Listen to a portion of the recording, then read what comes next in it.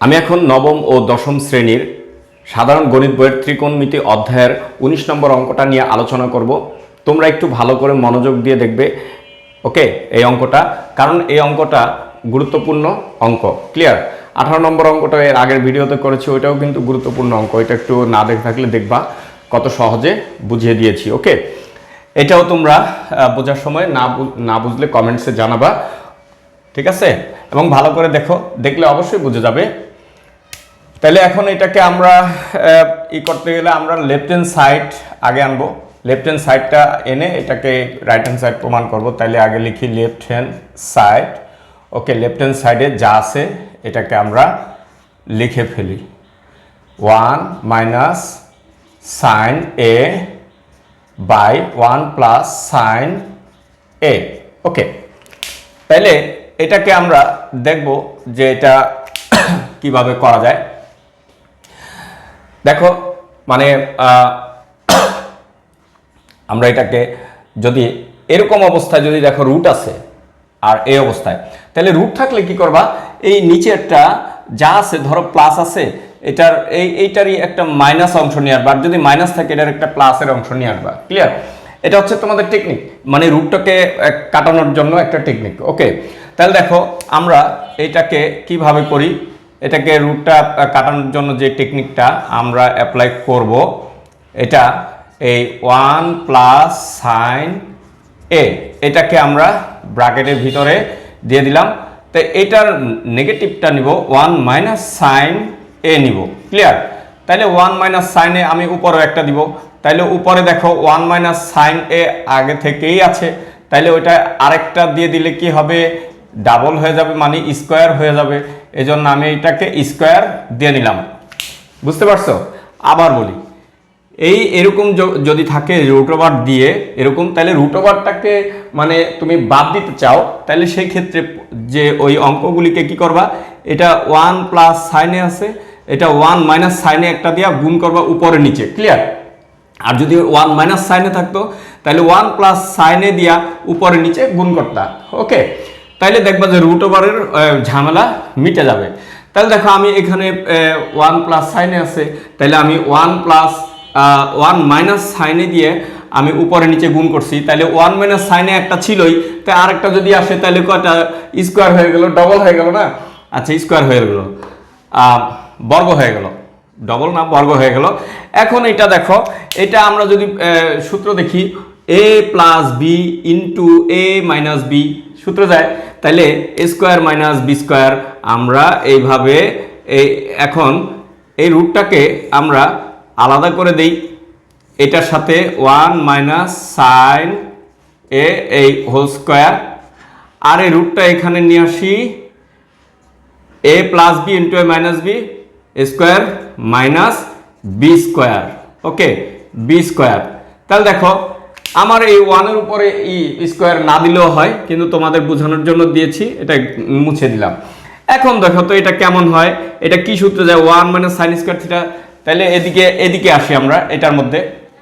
দেখো এখানে সূত্রটা হয় এইভাবে, তাইলে এখানে sign square theta plus cos square theta equal two 1, মানে এটা হয় sign square theta plus cos square theta equals 1। Clear? আবার বলি, এটা sign square theta plus cos square theta equals 1 হয়। ওকে, এখন আমি যদি এই সাইনটাকে ওইখানে নেই, সাইন স্কোয়ার থিটাকে, তাইলে দেখো এই সাইন স্কোয়ার থিটা ওইখানে নিলাম, এটা মাইনাস সাইন স্কোয়ার থিটা হয়ে যাবে। ওকে, তাইলে 1 minus sine square theta equal to cos square theta এখানে লিখতে পারি। ওকে, দেখো আমি এখানে কস স্কোয়ার থিটা আমি লিখলাম। ওকে, কস স্কোয়ার এ, এটা রুট ওভার দিয়ে লিখলাম, আর এখানে রুট ওভার আর স্কোয়ার কাটা দিয়ে দিলাম, 1 মাইনাস সাইন এ রইল।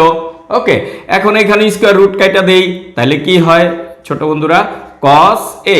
ওকে, এখন দেখো 1 মাইনাস সাইন এ, এটা কি হয়, আমি এই দুটাকে আলাদা করে দেই, এমন একটা দাগ দিলাম, এই মাইনাস চিহ্ন দিলাম, এমন একটা দাগ দিলাম, এই 1টাকে এখানে লিখবো, আর এই অংশে এই সাইন এটাকে লিখবো।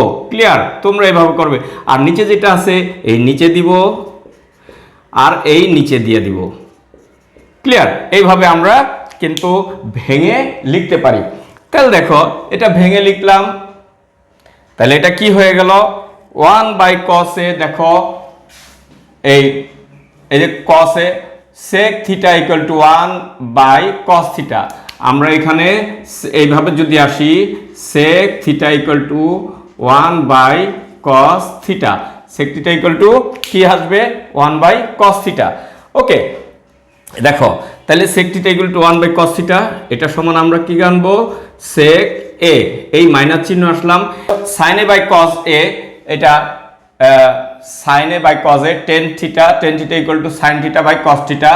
এই দেখো tan theta মানে আমরা যদি এইভাবে যাই তো tan theta equal to এই sin theta আগে পরে sin theta by cos theta। ওকে, এটা আমরা এখানে নিয়ে আসলাম, এটা tan a মানে tan theta। তাহলে দেখো এটার সাথে রাইট হ্যান্ড সাইড মিলে গেছে, তাহলে equal to right hand side PROVED। ওকে ছোট্ট বন্ধুরা, তাহলে দেখো আমি আরেকবার রিপিট করি কিভাবে এটাকে করা যায়। আমরা প্রথমে লেফট হ্যান্ড সাইডটা নিলাম, লেফট হ্যান্ড সাইড নিয়ে দেখলাম যে রুট ওভার আছে, আর রুট ওভার সমস্যার সমাধান করবা কিভাবে, এটা প্লাসের যদি থাকে 1 প্লাস সাইন থিটা, ওকে, তাহলে এটাকে আরেকটা নিব 1 মাইনাস সাইন থিটা নিলে কি হবে, এটা উপরে নিচে গুণ করব, এই যে উপরে নিচে গুণ করলাম, তাতে 1 মাইনাস সাইন থিটা এখানে একটা ছিল, তো আরেকটা আসলে এটা স্কোয়ার হয়ে গেল। ওকে, আর এটা একটা সূত্র হলো a plus B into a minus B, তাহলে a square minus B square. Okay, তো দেখো আর এখানে এই রুট ওভার দিয়া আমি 1 মাইনাস সাইন থিটা মানে সাইন এ হোল স্কোয়ার দিয়ে দিলাম, আর এটা এখানে কি করলাম, এখানে এসে রুট ওভার আর স্কোয়ার কাটা গেল। ওকে, রুট ওভার স্কোয়ার কাটা গেল, কাটা যাওয়ার পরে এটার কি 1 minus sine square theta equal to cos square theta, এটা ওই সূত্রের মাধ্যমে দেখিয়ে দিয়েছি। ওকে, এখন দেখো এই স্কোয়ার আর রুট আর স্কোয়ার কি কাটা গেল, এটা cos a হলো। এখন এই দুইটাকে আলাদা করে দিলাম। ওকে, 1/cos a এই minus sin a by cos a, তাহলে 1/cos a ওইখানে দেখলাম 1/cos equal to sec a, এই sec থিটা।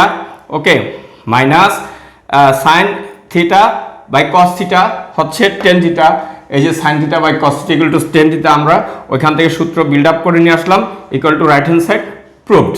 ওকে, ওটার সাথে মিলে গেল। কি বুঝতে পারছো? ধন্যবাদ।